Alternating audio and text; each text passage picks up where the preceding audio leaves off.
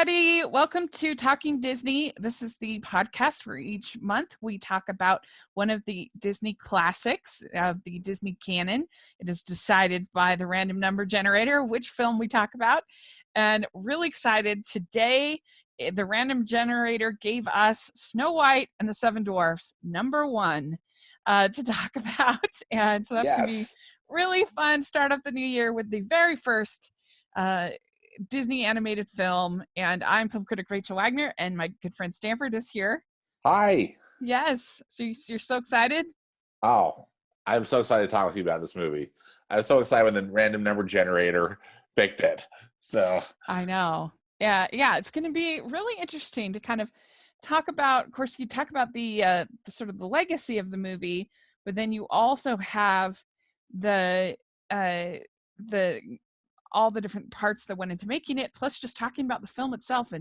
And do we like it because it's a good movie, or do we like it because it was the first, which is an interesting question. And so I'm excited to kind of dive into that and to talk about it. And so Snow White and the Seven Dwarfs. Do you remember the first time you watched it? Obviously it's 1937. Right. As a kid watching it. Honestly, I don't remember the first time I watched it. I know we've talked about this when I was just little Stan, all those many years ago. Disney would re-release these animated, the canon in theaters every 7 years. Up until like the VHS rollout, in the 80s. And I think I would assume, and my parents took us to all of the re-releases, so I would assume that I saw it then, and it probably scared me to death as a little kid. And I think it wasn't until, but I think later on, I really think that I went with my mom to a re-release of it, and then I just was really wowed by it. More into my later teens or early 20s, I think. Mm-hmm. Anyway, very long answer to your question, but that's probably when I saw it, and I came to an appreciation to it, mm-hmm. after hitting adulthood. Yeah, I don't remember when I first saw this film. I remember going to the theater, one of those re-releases, and seeing Fantasia. Mm-hmm. I have a very strong memory about that. Yes, and I think here. Because I was sort of proud, because it seemed like Fantasia was like a little bit hard, a little bit grown up, but I still enjoyed it. Yes. And I don't remember seeing this one, but I probably did. I mean, my parents took me to most of the Disney re-releases. I remember watching it at home. We had it on VHS, and there are definitely some scary parts. Yes. But I do remember enjoying Dopey, mm-hmm. And thinking he was really cute and funny. Yeah. Yeah. And I was always more of a Cinderella and Sleeping Beauty girl myself, and of course then I fell in love with Ariel. Yes. And Little Mermaid. But I still enjoyed Snow White. I remember probably more vividly going on her ride. Yes. In Disneyland. I was gonna say, yeah, the Disneyland stuff, that's probably the stuff that I really remember, just as far as being introduced to the characters. Mm-hmm. Yeah. There's some pictures. I'm not sure it was my first trip to Disneyland, Rachel, but I was 5. It might have been my second trip, but it's the trip that I really remember, when I was 5. And there was this parade, and the Seven Dwarfs, were walking around this parade, and I distinctly remember. I mean, they've got different costumes now, but this one, the hats they were exceptionally large, because that's where the performers' heads would be. Right. and they were, you could just kind of tell where the performer's head was, because there was like a little different, almost like this mesh kind of fabric. I mean, they painted, of course they were Disney and they did great, but I mean, it was kind of obvious. And it's funny to see pictures like, oh yeah, there's old school dwarfs costume, but it was still so cool. I remember just really thinking the dwarfs were the coolest. Yeah, and I just love Fantasyland. It's always been my favorite Oh, ever absolutely. since I was a little girl. I mean, I love Haunted Mansion as well, but the Fantasyland rides have always been my favorite. Yeah. And I love I always go on Snow White and Pinocchio because there's never any lines and they're fun. Yeah. And Yeah. did you know that they're closing it for a Well, Snow refurb? White's getting a bit of a refresh. Have you read about the specifics on it? I haven't. I just saw it on one of the YouTubers Yeah. In fact, mentioned it that I I follow. think it might have closed already. Like I know it's soon. yeah, yeah. If it hasn't happened already, it's sometime here in early January when it's Yeah. going to be done. And they I think one of the many things that people have complained about that ride is that there's not a happy ending. I mean, they've got a painting on the wall, of Snow White and the Oh, prince and everybody, but basically, it's the dwarves chasing the witch up the mountain, and then the witch falls, and then the ride's over. So it anyway, is the scary adventures. well, that's right. So what I've read is that they're going to be updating some of the special effects, which they've done a really nice job on the Alice in Wonderland attraction and Yeah, on that gives me yeah. hope because this is an opening day attraction, so I hope they don't mess it up. Yeah, I don't, I mean, I don't think they will, but you never know, right? But still, Yeah. and they're gonna put in this happy ending. So we'll see. Uh-oh. So I don't know if that means they're gonna be adjusting some of the show scenes inside the ride, or how that works. But I'm excited to see. Personally, I'm optimistic, but that's just me. Yeah. Well, very cool. I mean, like I was very impressed with Alice in Wonderland, so hopefully it will be really good. And so you had a chance to watch the film again after Absolutely, I many did. times of seeing it. What was your overall take on this watch of the film? Just the same thing of us, just in awe of the artistry and just delight. I think it's just the most charming, optimistic film, Hmm. and I particularly love the songs, and those just stuck with me again, and I always get emotional at the end, and I just love, I Yeah. just think this is such a good film. I think it is a good film, and I really try to ask myself, like, do I think it's a good film because it's first, or do I think it's a good film? And because those are kind of two different questions. Yes, those And are I and good genuinely, questions. I genuinely think it is a good film. The thing I like about it is that it has every kind of emotion you could want in a film. Yes. It's sad, it's scary, it's funny, it's it's Yeah. sweet, it's got romance, There's some romance in it. yeah, Yeah. it's just got everything that you could want. And so that's why it holds up. Like, even if you are like, I don't know about the animation, because that, even if you're giving it a pass to some degree because of some parts of the animation, because it was the first, um, you, I don't know, it just makes it a satisfying script, a satisfying watch. Because I mean, it's the same kind of thing I asked about Toy Story. Do I like it because it was first, or do I like it because I like it? And I genuinely like it. I think Hmm. it's a well done script and a Yeah. well done story.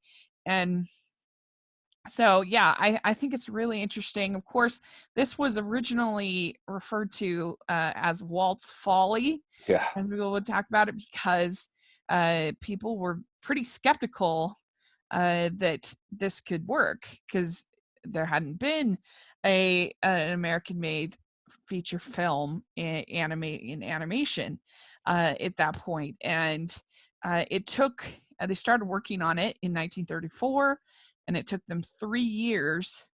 And at the time, $250,000, Yeah. which was a lot of money for Yeah. then. That I think he had to mortgage out his house. Yeah. He Uh, did, he bet the farm on it. and then Yeah. it ended up, according to Wikipedia, our good friends at Wikipedia, it ended up costing the total cost 1.488 million, over $1.488 million. So that was a lot in 1937. Oh yeah, Yeah. absolutely. I think it's a miracle that they finished it, got it made. Yeah. And oh yeah. Yeah, because not only were people skeptical within the business, even Roy was Yeah. very skeptical of it. His Yeah. wife was very skeptical of it. It had a lot of going against it.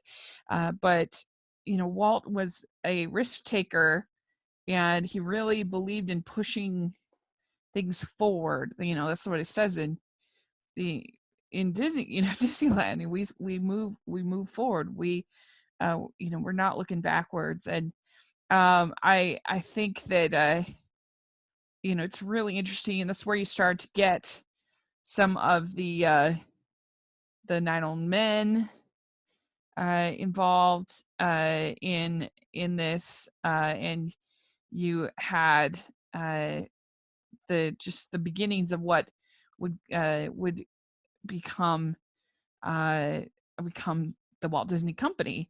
People Yep. like Joe Grant, who worked on the Evil Queen, Hmm. and Art Babbitt, animators like that. It's pretty incredible. Oh, absolutely. And I think the history of it is so interesting too. One of the things I wish, it was made at Disney's. They refer to it as the Hyperion Studio, which is on Hyperion Avenue in Los Angeles, and Mhm. the building has been demolished. Currently, it's a Gelson's grocery store, but there's a little sign on a light post there. I made a pilgrimage just to be in the side, Yeah.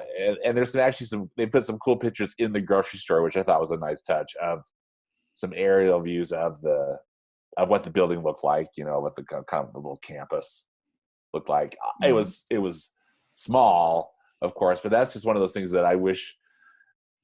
One of those places, if you could go back in time, that's Yeah. I'd like to go back and see them in the midst of production of this film and how that all worked.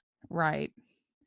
Yeah. Oh my gosh, I would love to go back and uh, see Walt in his in this whole process. It would have been Yes. amazing. It would have been amazing. And you hear people like Floyd Norman who actually knew him, and uh, oh, it would have been so cool. Yeah, agreed. Yeah, and they had the animators taking classes from the right there on campus, because there were so many people that were taking first outside classes, but he really wanted it to look like you get the feeling of European art and Hmm. artistry. And Walt always really valued uh, the backgrounds, and making going to that extra effort of adding the sort of artistry to the backgrounds. And you can see that in the early Golden Age films, that it wasn't just a cartoon. It had they went that extra mile, which is, I think, is part of the reason why they also hold up so well. Oh, absolutely. Yeah. Yeah. The uh, as I had mentioned, when you with your first question, I just think the artistry in this is just always wows me. I know that you can tell the use of the multiplane camera Hmm. is prevalent throughout the film, and beautiful. And I think they also were doing did a lot of really interesting visual tricks too. But I love the backgrounds. Hmm. I love the dwarf's cottage and all the intricate carvings that were drawn in for columns and door frames and different and all the different things, and then that organ and um, even the water pump that they've got in the interior sink. I mean, just everything about it. I just think is so clever and just so visually interesting. Hmm. Yeah, I really, I mean, and it's just amazing when you think about that every single movement had to be inked and painted Yeah. by on cells of every character. It's amazing to me. It's amazing. Yeah, and I love, even if you just watch the washing scene or any of the scene with all of the dwarfs, because their eyes are moving all around and they're looking all around. And if you think about how every single one of those had to be a separate cell, every single one of them had, I mean, it's pretty remarkable. It's pretty remarkable. It is. It's what really, they did. Yeah. And so the songs were written by Frank Churchill and in a team which included Larry Morey, Paul J. Smith, and Lee Harline. And Lee Harline, it's kind of, he was from Utah and from Salt Lake, and I guess, I don't know if it was great granddaughter or granddaughter or where it was actually one of my friends. Seriously? Yeah. Rachel's got a connection. Yeah. Into the Snow White. That's my connection to, I guess, the 6 degrees from Walt Disney. From Walt Disney. There you go. I love it. Yeah. But he's a University of Utah graduate. And so how great. I know. Connection into Snow White. Yeah, and he wrote When You Wish Upon a Star. Oh, that's right. Okay, yeah. So for Pinocchio. So yeah, my Disney friend classics. Said that, she's seen like his like he has an Oscar and all of that stuff, and so that's pretty cool. Oh, that's really cool. Yeah. And so yes, well, let's dive into sort of the plot. We can talk about some of this other stuff as we go. So it starts out, Snow White is a princess, but she's been forced to be a scullery maid by the evil queen. And what do you think about the character design for both the evil queen and for Snow White? Oh, I love it. So first off, can I just mention how much I love that book that they open up, in the beginning of the film, and those beautiful, almost like illuminated manuscripts that they painted to introduce, to set up the story. I love that so much. And again, I was reminded about how much I love that book prop. Me too. Because it's real, that is actual, film footage, and then they go into the animation. But back to your question, I think I really like the character animation, and I think that's just one of the strong points of the film. Snow White's maybe you could say her face is a little nondescript, but I think it's charming. I think it really works. And same with the prince, when he shows up. But I think the Wicked Queen is fantastic because instantly she just looks vain and evil as she is. I also love the magic mirror. I think that that animation is brilliant and super creepy, but perfect. Sets the tone, and I love it. And I like the costumes that they designed for both of them. Both with Snow White as the scullery maid, and again the evil queen. I know that thing, that kind of that head thing. I've seen that in other old movies too. But it's just perfect. I don't know. I think it always. What do you think about it?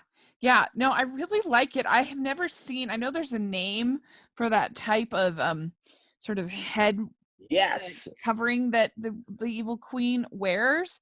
I should have written it down because the on YouTube there's a really interesting series that I can't remember what if it's Variety or Esquire or one of those kind of magazines. They do a whole series on seeing if the how the fashions hold up in older in classic films. And they they have like Titanic, and they have Beauty and the Beast and all these different things would it really be accurate to that era or whatever. And they did one on Snow White, and they had a name for that kind of covering, and I can't think of what it is, but I have never seen it anywhere else quite like the way the thing I like about it is that you just see her face. Right. It's Yeah, just you're like not you seeing get her right hair in, or yeah, anything else. It's just yeah, just her you face. get right into her eyes, you get right into Mhm. her, makes you really focus on her voice and Yeah. everything else. And I really like it because she's such an insane character when you really think about it, Oh, because she has everything. She's already the queen. It's not like she's Mother Gothel who has nothing, right? right. And she is the queen. She has everything. Yeah. And she's still not happy because she's not the most beautiful, which is crazy. Like, Hmm. that's nuts. Yeah. And so, I mean, the only one that I can really compare it to is to Cruella, who seems to have she has got seems to have a pretty nice lifestyle. Yes. but, but she's got to have those fur. She's got to have the fur. Yeah. Um, and so she's really this crazy person, and her plan is just brutal and nuts. And so I think she's really great. I love the voice work from Lucille Laverne, Oh yeah. as both the old hag and the evil queen. I think she's so good. And so, yeah, I think she's great. So with Snow White, I think that she's very well done. You see her in her rags at the beginning, and then she has her iconic dress. The only thing I don't think holds up about Snow White is I don't think that the voice work really holds up for her. That squeaky voice. Yeah, I wanted to talk with you about that because I know that's a complaint I hear from others too. And it That was very popular in the 30s, and it's just not my favorite. I think the songs are good, but I don't love the singing. yeah. I maybe I've just have grown to accept it, but Uh-huh. I don't have any issues with it, which I think is interesting because I get really fussy, Yeah. about voice work and whatnot. But for this, for me, yeah, go figure. But Mhm. yeah, Yeah. I hear you. I Yeah, think it's I just know a I know it's an issue. yeah, it's just a little too squeaky for me. But I think that otherwise, I think she's a very sweet character, and I think that we are definitely too quick to discount the early princesses, because people think, oh, they just want to get married or something like that. But the thing about the early princesses says it's a lot of s's, is that they were positive even when things were hard. Do you think of all that Snow White goes through, and she is whistling and singing, trying to be positive. And so I think that there's a lot we can learn and take away from somebody like Snow White. So I think that I reject the argument that these characters can't be feminist and be a positive influence on young girls. Well, yeah, I appreciate you saying that. I think that that scene at the wishing well, Hmm. uh, number one, I love that song, and I love the echo, Hmm. and I love at Disneyland. Same thing, where you Oh can go to yeah, Snow White's Grotto, and they split the audio so you get the echo part. You listen, you hear it in the well itself, and it's right. so fun. Yeah. But anyway, I digress. But uh, and the prince shows up, and you just think, oh wow, they instantly fall in love and whatever. But again, I consider it a film of its time, of the Hmm. time period.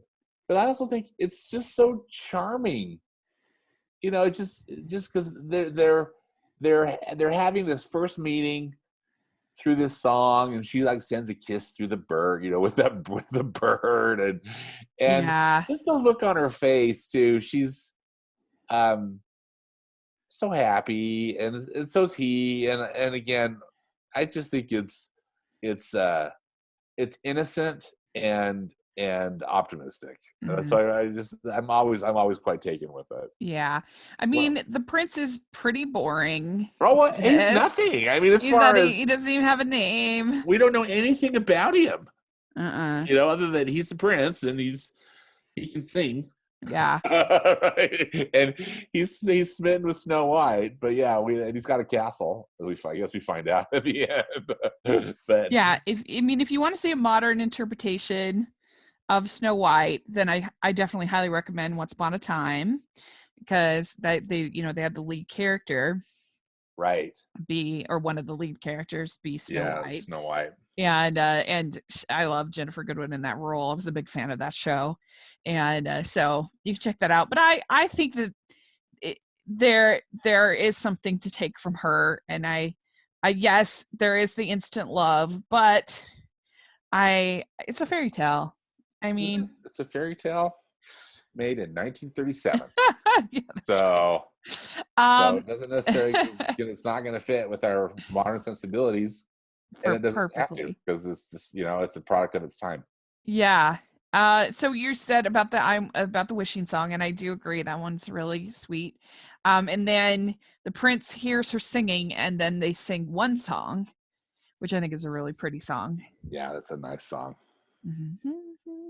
Yeah. And then she's working basically as like a servant, and we see the evil queen looking down on her. Like it's very good. And this poor huntsman. What do you think of the huntsman? Well, he's got a rough job, Yeah. I mean, he's got a crazy boss, number one, and then what a horrible task he's given. Yeah. I mean, horrible. You really see how crazy she is, because Yeah. she tells him, not only do you have to kill her, but I want you to bring back her heart in a box. in this box. Yeah. So the huntsman can't do it, and so he brings back the heart of a pig to the queen. And that's such a scary scene, and so well crafted. Yes. And I love the use when she's running, because the huntsman tells her, run away. And when she's running, just the colors and the movement of that whole scene is really cool. And I love how everything gets kind of anthropomorphized. Yes. The fact that the logs turn into crocodiles, and the trees have eyes and are reaching out. Arms. Yeah. It really is a great scene. It's scary. The use of music all works, I think, together. And how when she finally collapses near the end, how it's just like all those sets of eyes that are flying towards her, those really scary eyes. I think that's a really great visual trick. I'm not sure how they did it, but I love it. And then it turns out that all the eyes are the cute forest friends, which leads into probably my favorite, one of my well, I have a few favorite scenes, but this is like my favorite scene in the film. I think, anyway, we'll continue. I'll go on. Yeah, no, it's a really cute scene, and it's a pretty scary scene before that, and then the animals are kind of nervous and about her, and she talks to him, and that's when you hear With a Smile and a Song, which is the most charming. Yeah. I think one of the most charming songs in the film, and just in all of Disney. I think I absolutely love it, and I love the trope, and I don't know why Rachel. I can't. I was like scanning my brain, like, why do I love this so much? But anytime that a Disney princess is like, is like the animals, come in and follow her, and then it gets made fun of and enchanted and things like that. But I love it though. I just think it's so fantastic. And then this one is used in such a cute way, because Snow White's just there singing song, and they all kind of come in, and some of them have, they put in a gag here and there, but they're mostly just adorable. Yeah, it's really cute. And of course you see that again in Sleeping Beauty. Oh, and it's Cinderella. Yeah. And a little bit like in Pocahontas, some other things maybe done in a little different way, but it's I always think it's great.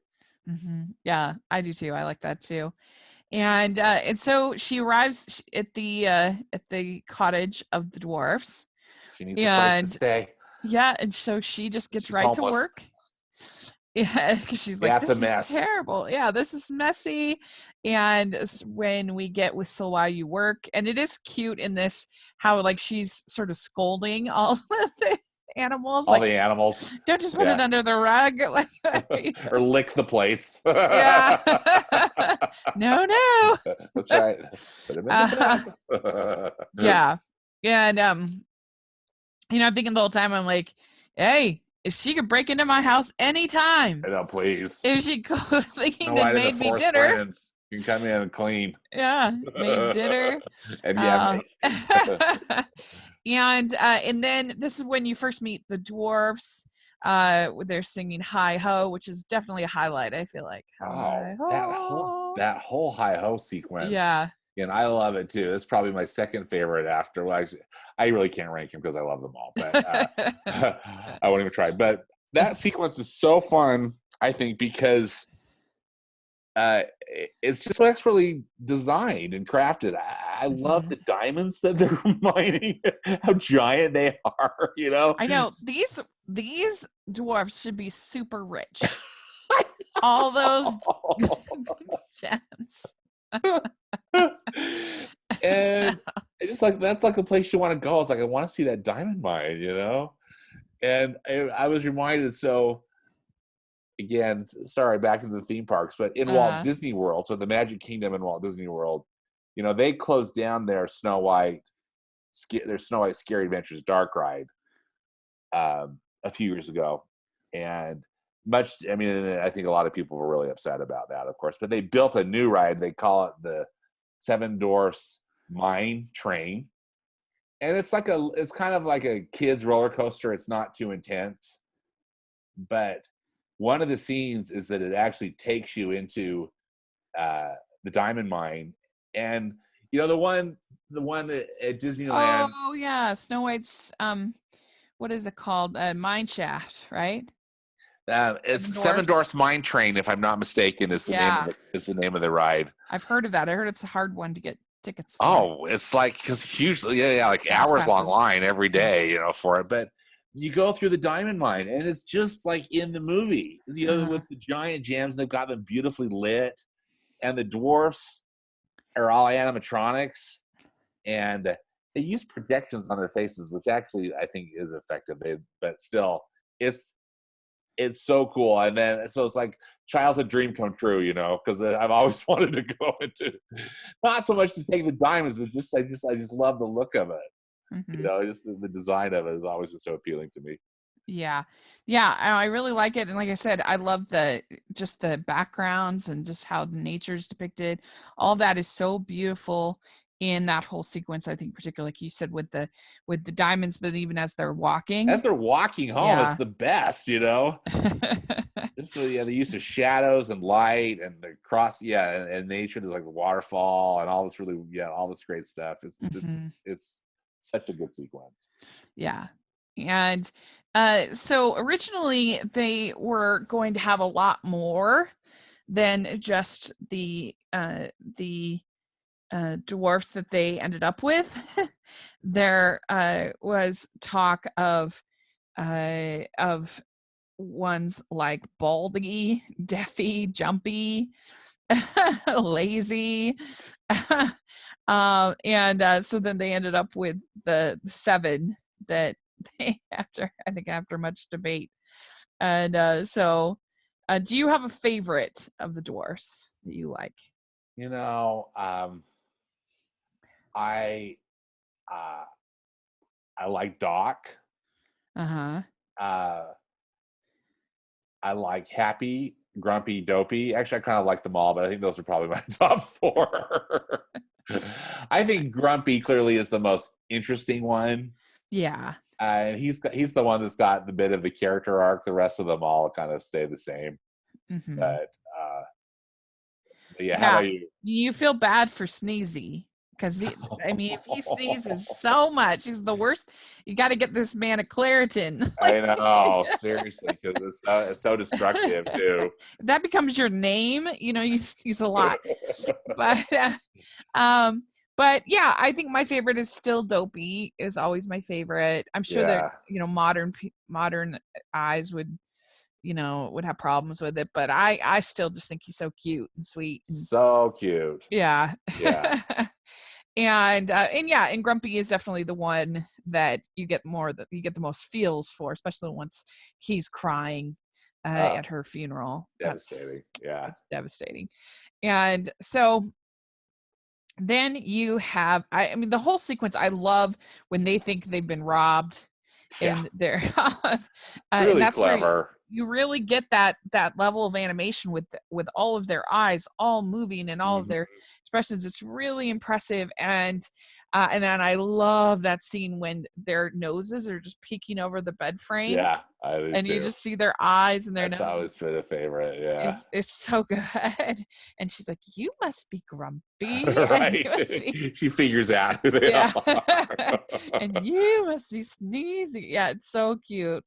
And you have bad hay fever if it's actually etched into this, the wood, your name. Right. Whenever I watch this movie, I'm always like, oh, gooseberry pies. That sounds delicious.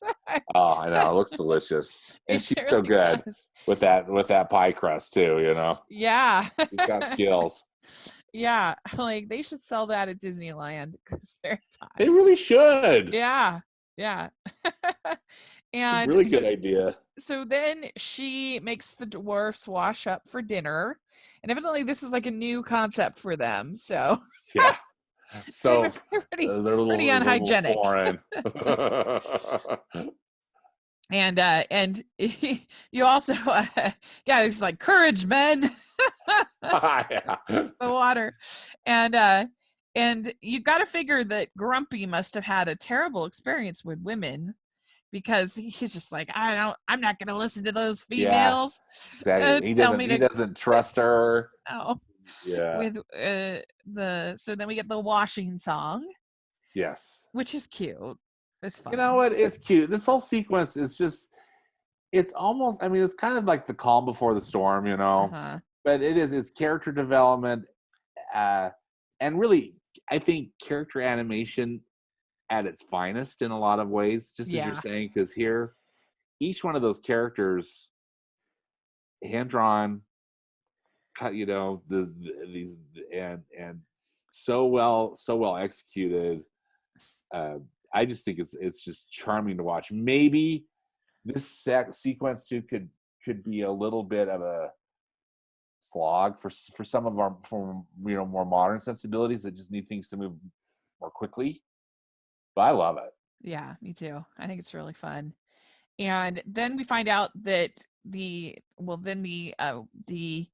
mirror tells the queen, the wicked queen, the evil queen, that she has the heart of a pig in her thing. And and so I just love this whole chemistry sequence. It's brilliant. First off, those stairs that she goes down, just those kind of classic, they're like right out of Frankenstein, or something, or Dracula, one of those whale horror movies from Universal, and her cape. Yeah.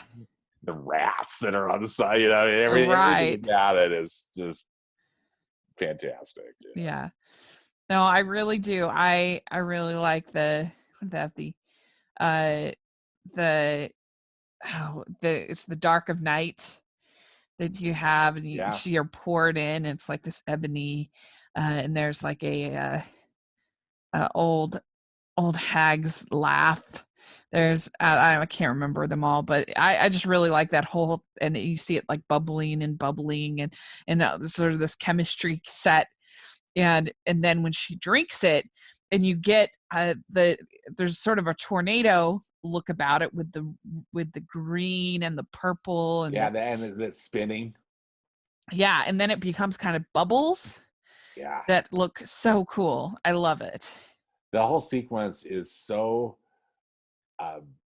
beautifully crafted again, and I do too. I love it, and I'm thinking that one probably really scared me as a kid too. I think it probably would scare many kids Yeah. because it's pretty horrifying. Because it's like she feels like she's dying. I think in a lot of ways as she transforms into the old hag, and whew, exciting.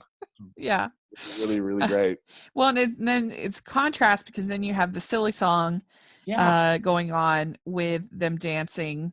And this scene was then used, and a lot of people, they act like this is some kind of revelation that, oh, Disney recycled their animation, because you do see this scene a number of other times. Yeah.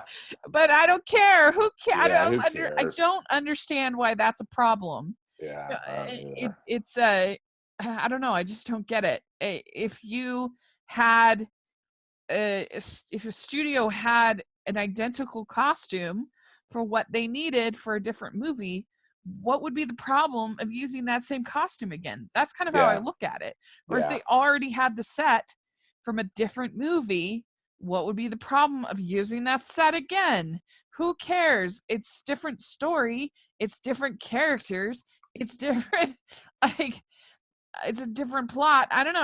I find that whole like scandal that people try to make, like every once in a while, I feel like every 3 or 4 years there'll be some like article like, did you know that Disney reuses their their classic? And it's like, yeah, we knew that like 40 years ago. Thanks. And we care why.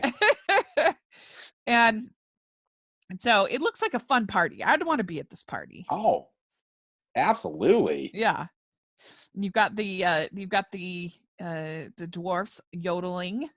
Yeah. And which, come on, that's gonna be a fun time. That's just the most charming scene. Yeah. And then we have Someday My Prince Will Come, that she sings. Yeah. Yeah. And again, a very iconic film that or song that Yeah. And you find out that the queen has put the sleeping death, which I love that name, into an apple. And I love the look of the apple. It looks so yummy. Don't you think? Oh yeah. Yeah. After, when it changes to red, I mean, when it's got, black with the skull on it. Right. Yeah. Yeah, once it changes for sure. Yeah. And it has, of course, the antidote or whatever to it is that it is to be kissed by true love's first kiss. But the queen figures that her work will be done by the dwarfs when they bury her alive, which is just pretty wicked. Yeah. That's a pretty good scene. She's like, they'll bury her alive. And I also really like this whole scene that I love the look of the old hag, first of all. Oh, terrifying. I love her too. Yeah. Such a great character design again. Yeah. And then this Lucille Laverne, who also does the voice of the old hag, and she's so good. Oh, terrific. She did a great job. And so she she comes up to Snow White, and who's making the pies, and says, what about an apple pie? That's what the men folk like, or whatever the quote. I love the whole thing with the animals going to the mine, and they're like trying to communicate with the dwarves. Yeah. And that whole thing, and they think they're just like crazy animals. Yeah. I like that. Right. It's fun. Like they're also puzzled by what's happening, and then and so and they think they're just like pests. But then I forget which one listens and gets it, figures it out. And so then they're rushing back. And the queen basically the hag tells Snow White that if she, that it's a magic apple, and that it'll grant wishes. And and so she's wishing, for her prince to come back. And I love the way that all you see is Snow White's hand and then Yeah, the apple coming really down. And effective. yeah, I think that's Yeah, really it all cool. happens Her off screen. You arm. hear she's like, "Oh, it feels strange" or something, and yeah, Yeah. And the one thing I've always wondered though is that if she's just asleep, she's not the fairest in the land, right? good point. Yeah. Uh, it's the sleeping death. But I Yes. guess if she was buried alive, then her plan would that's where the dwarfs outsmarted her. And so but the queen says, "Now I'm the fairest of the land," and everything. And so the dwarfs get back, and then the witch tries to basically crush them at this point, and there's lightning and it's madness, and of course they are very sad. They think that Snow White has died, and so they decide they're not going to bury her though, and they place her in a glass coffin, and they have this funeral for her. Yeah, they just and then in that funeral scene or that just that initial scene with that, as we had alluded to before, is just it's so sad. I cry every time. I know, especially when Grumpy Oh, and cries. Grumpy loses it. It's Yeah, pretty good. I mean, it's pretty sad, and it's one of the I think the saddest parts in a Disney movie, yeah, even still now. yeah. And I've heard commentary about this too. Really, and again, this is I think a tribute to Walt Disney and to his team because I mean we've been watching a cartoon. I mean we've been watching an animated film, and finally you get to this point, and here are these little the dwarfs, and they're a mess, and the humans watching it, the people watching it are a mess too, Yeah. and it's really uh it's just again a tribute to the filmmakers on how emotionally invested the film is makes you or the kind of space it puts you in. Yeah, it's true. And then the prince comes and gives her the true love's kiss so she can be revived. And there was something, I think it was last year, by some celebrities saying that, oh, he kissed her without consent or something like that. And I'm just rolling my eyes. They had come to an understanding, even if they didn't know each other long, they had come to an understanding. Yeah, and so it's not like he was just some random dude. Yeah. So I think that's ridiculous. And they go they ride off together, and we know they lived happily ever after. So there we go. That is Snow White and the Seven Dwarfs. Of course, it was a massive hit. It did so well that they were able to finance all these other more risky projects that he wanted to do, and build a big new studio in California. Yeah, that's when they moved from that. With the money from Snow White, they were able to build that beautiful studio in Burbank. And it was the most successful film in the history of Hollywood at that point. Over $6 million in profits.